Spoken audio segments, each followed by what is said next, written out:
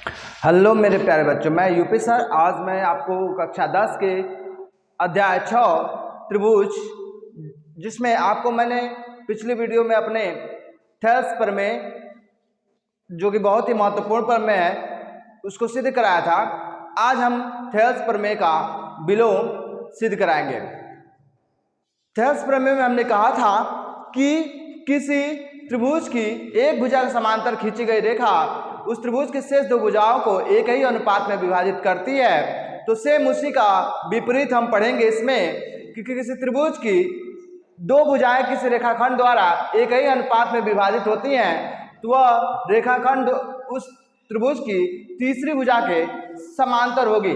तो चलिए देखते हैं हम लोग कि थेल्स के आधारभूत समानुपाती प्रमेय का विलोम क्या है। जब कोई एक रेखा किसी त्रिभुज की दो भुजाओं को एक ही अनुपात में विभाजित करे तो वह उस त्रिभुज की तीसरी भुजा के समांतर होती है। हमने कहा तो जब इतना दे रखा है त्रिभुज की चर्चा, तो माना दिया है एक त्रिभुज ABC, एक त्रिभुज ABC जिसमें भुजा DE AB तथा भुजा DE त्रिभुज भुजा DE भुजा AB तथा AC को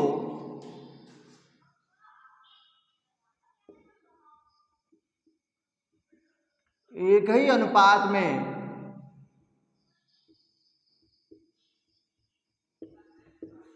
DE भुजा AB तथा AC को एक ही अनुपात में, जैसे मैं यहां खींच दूं भुजा DE खींच दूं,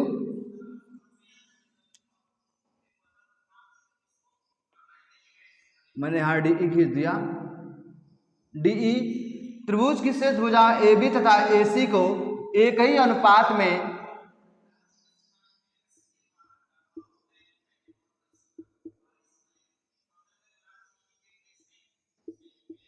विभाजित करती है, अर्थात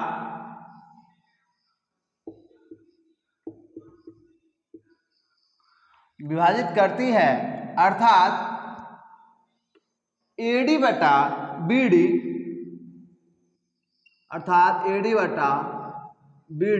इज इक्वल टू AE बटा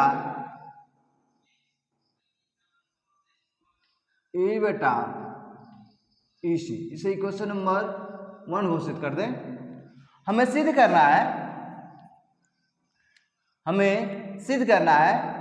क्या सिद्ध करना हमें सिद्ध करना है त्रिभुज ABC में जो हमारी DE रेखाखंड त्रिभुज की शेष दो भुजाओं जिनको एक ही अनुपात में विभाजित कर रही है, वह समांतर है त्रिभुज की तीसरी भुजा, जिनको विभाजित कर रही है उनको छोड़कर तीसरी भुजा BC के समांतर है। अर्थात हमको साबित करना है BC समांतर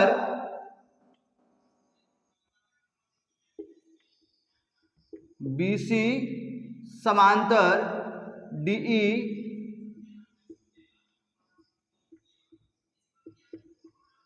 अर्थात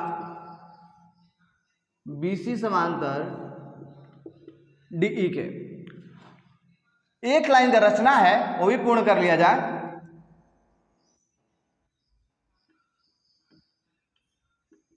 रचना है, क्या है रचना?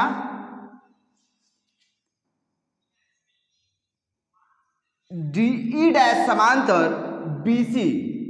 BC समांतर DE डैश खींचा।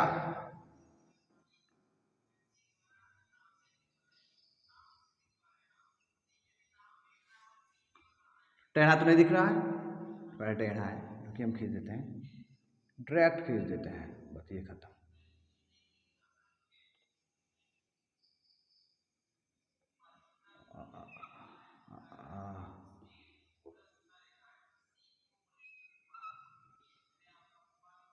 क्या गड़बड़ हो जा रहा है बार बार?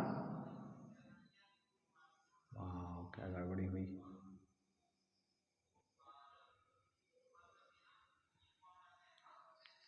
और ये देखिए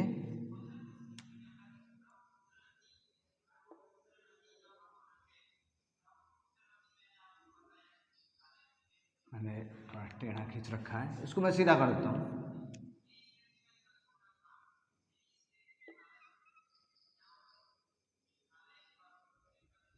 हाँ खींच दिया मैंने। DE डैश नीले वाला डैश डैश भी कर सकते हैं।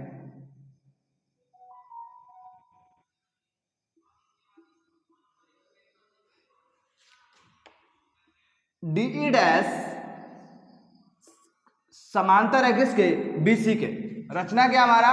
BC समांतर DE डैश खींचा, BC समांतर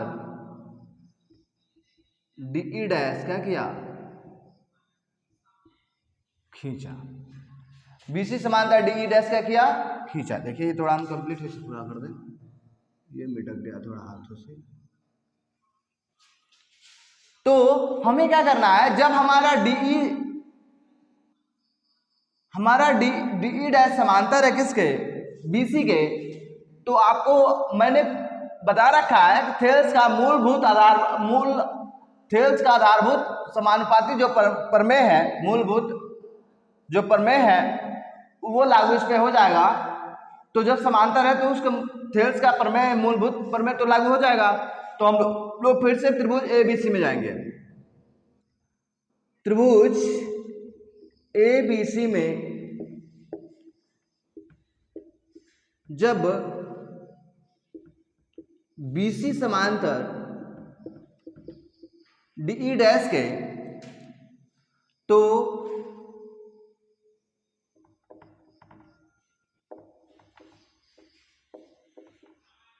थेल्स के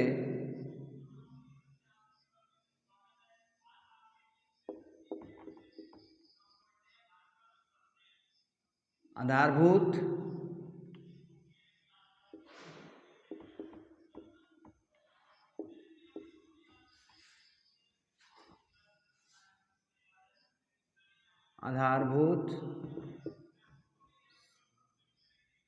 आधारभूत की जगह पे मूलभूत कर लीजिए। थेल्स के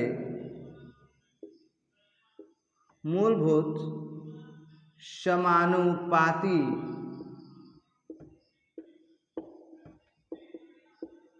प्रमेय से त्रिभुज के मूलभूत समानुपाती प्रमेय से क्या हो जाएगा? AD बटा BD, और ये जब हमारा DE समांतर BC के, तो हो जाएगा AE डैश बटा E डैश C के।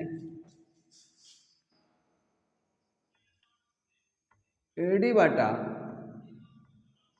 BD बराबर AE डैश बटा E डैश C के। इसे इक्वेशन नंबर 2 अनाउंस कर दीजिए। समीकरण 1 और 2 को गौर से देखिए, दोनों के बाएं पक्ष सेम है, तो बराबरों के संगत भाग बराबर होते हैं। तो अगर बराबरों के एक सब पक्ष बराबर हो तो दूसरा पक्ष भी क्या होता है? बराबर होता है। बराबरों के संगत भाग बराबर होते हैं यूक्लिड के नियम से। तो हम समीकरण 1 और 2 को अनाउंस करेंगे। समीकरण 1 व समीकरण 2 से, समीकरण 1 व समीकरण 2 से क्या हो जाएगा हमारा? बाएं पक्ष बराबर है तो दाहिने पक्ष भी बराबर होंगे। ए बटा EC बराबर होगा AE डैश बटा E डैश C के। जैसा कि आप जानते हैं कि ये बराबर हमारे हैं समानुपाती, और एक ही अनुपात के थे, तो एक ही अनुपात में गणितीय नियम के अनुसार एक ही अनुपात में वे लोग होते हैं या जो समानुपाती होते हैं, और जो समानुपाती होते हैं उनके संगत भाग बराबर होते हैं, इसीलिए वे समानुपाती होते हैं। तो यहां कर लेंगे हम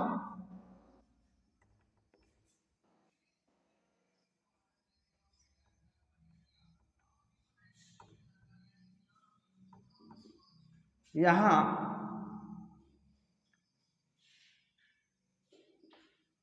ए बराबर ए डैश के,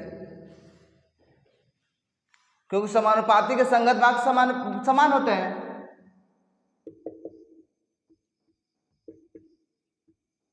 समानुपाती के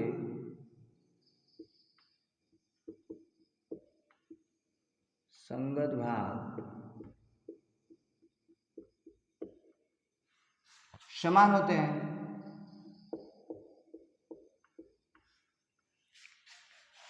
समानुपाती के संगत भाग समान होते हैं। जब यहाँ ए बराबर ए डैश के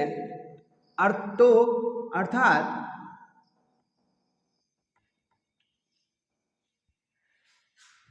जब ए बराबर ए डैश के, ए और ए डैश दोनों बराबर हैं, अर्थात बिंदु ई तथा ई डैश समपाती हैं। अर्थात बिंदु ई तथा ई डैश क्या है?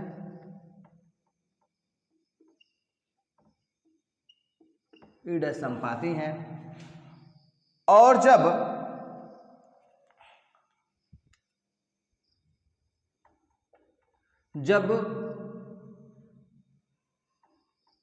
ई तथा ई डैश बिंदु समपाती हैं, समपाती होंगे, कर लीजिए, समपाती हैं,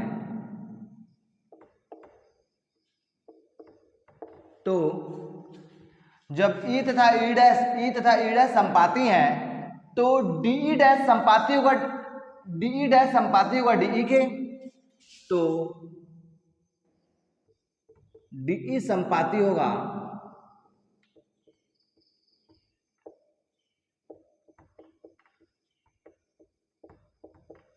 डी डैश के, डी डैश के।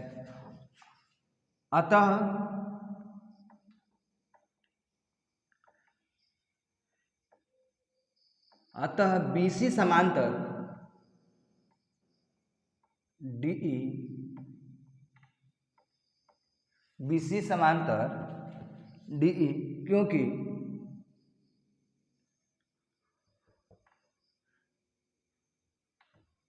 DE तथा D डैश समपाती है। अतः BC समांतर DE, अतः BC समांतर DE, जब DE डैश था DE समपाती हो गए तो ये ब्लैक वाली और ये ब्लैक वाली सुनो समांतर होंगे, क्योंकि हमने माना था DE डैश समांतर है किसके? BC के। और जब ब्लू वाली मर्ज हो गई हमारी ब्लैक वाली में, तो बात तो वही हुआ, क्योंकि ब्लू वाली तो थी हमारी समांतर किसके? BC के। तो वही गुणवत्ता हमारी, जब दोनों समपाती हैं, DE डैश तथा DE दोनों समपाती हैं, तो वो समपाती हैं तो BC के जैसा, BC के साथ तो वही व्यवहार करेंगे, तो DE समांतर हो जाएगा किसके? BC के। और हमने लिख दिया अतः BC समांतर किसके? DE के, क्योंकि DE तथा DE डैश क्या है? समपाती है। इति सिद्धम, इस प्रकार यह सिद्ध हुआ।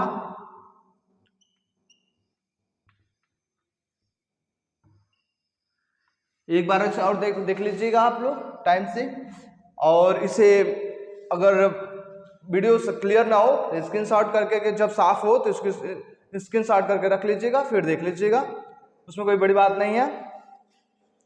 और हाँ, गणित में अगर प्रमेय समझ में नहीं आता तो गणित का काम ही है कि मस्तिष्क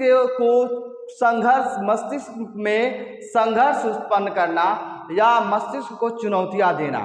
तो मैं आपको बताना चाहूंगा कि अगर आपको प्रमेय समझने में दिक्कत होती है तो मस्तिष्क को चुनौतियां देना यानी मस्तिष्क को संघर्षवान बनाना, और ये तभी होता है जब आप प्रयास करें।